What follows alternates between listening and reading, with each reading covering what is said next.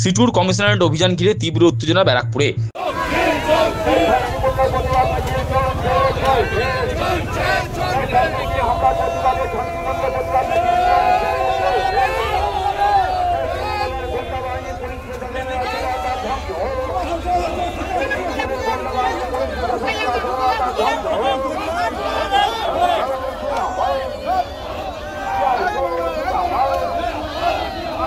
ব্যারাকপুর ও দমদম শিল্পাঞ্চলের শ্রমজীবী মানুষের উপর তৃণমূল কংগ্রেস ও পুলিশের দমন পীড়নের প্রতিবাদে উত্তর চব্বিশ পরগনা জেলা সিটুর ডাকে সোমবার বিকেলে ব্যারাকপুর পুলিশ কমিশনারেট অফিস অভিযানের ডাক দেওয়া হয়েছিল।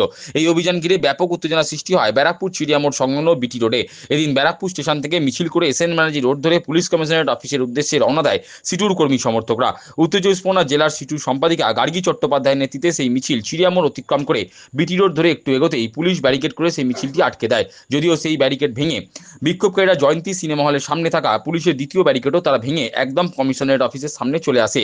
সেখানেও তারা ব্যারিকেড ভাঙার চেষ্টা করে। উভয় পক্ষের মধ্যে সেখানে তুমুল বচসা থেকে কিছুক্ষণ ধস্তাধস্তি চলে। কিছুক্ষণ বিক্ষোভ প্রদর্শনের পর সিটুর 6 জন প্রতিনিধি দল পুলিশ কমিশনারের কাছে গিয়ে স্মারকলিপি জমা দেন।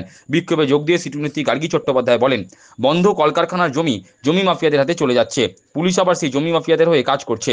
ট্রান্সপোর্ট থেকে শুরু করে বিভিন্ন সেক্টর তৃণমূলের তোলাবাজির সেক্টরে পরিণত হয়েছে। বন্ধ কারখানার জমি বাঁচানোর পাশাপাশি শিল্পাঞ্চলের সাম্প্রদায়িক সম্প্রীতি রক্ষার্থে পুলিশকে সক্রিয় হতে হবে, সেটা পুলিশ কমিশনারকে যারা জানাতে এসেছেন।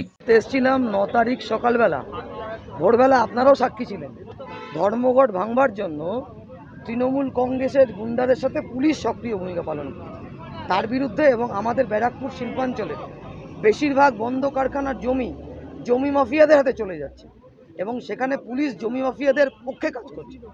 এবং ট্রান্সপোর্ট থেকে শুরু করে বিভিন্ন সেক্টরটা হচ্ছে তৃণমূলের তোলাবাজির সেক্টরে পরিণত হয়েছে।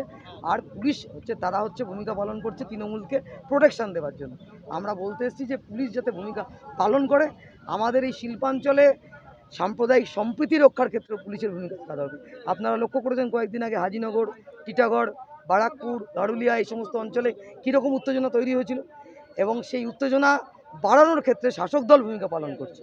যেহেতু এই অঞ্চলটা তাদের তোলাবাজি করবার জায়গা, কাটমানি খাওয়ার জায়গা, পুকুর বোঝানো থেকে শুরু করে কারখানার জমি দখল করা, এটা এখন শাসক দলের প্রধান এজেন্ডা। তার দাবি, সবই তো নবান্ন থেকে ঠিক হয়। বাসন্তী কটন মিলের জমিতে বহুতল গড়ে উঠবে, এর ভাগ কালীঘাটে যাবে। যেসব ইঞ্চেক টায়ার কারখানার যন্ত্রাংশ বিক্রির ভাগও কালীঘাটে পৌঁছবে। তার জোরালো দাবি, সবকিছু তো ঠিক হয় কালীঘাট থেকে, আসলে দুর্নীতির এপিসেন্টার তো কালীঘাট।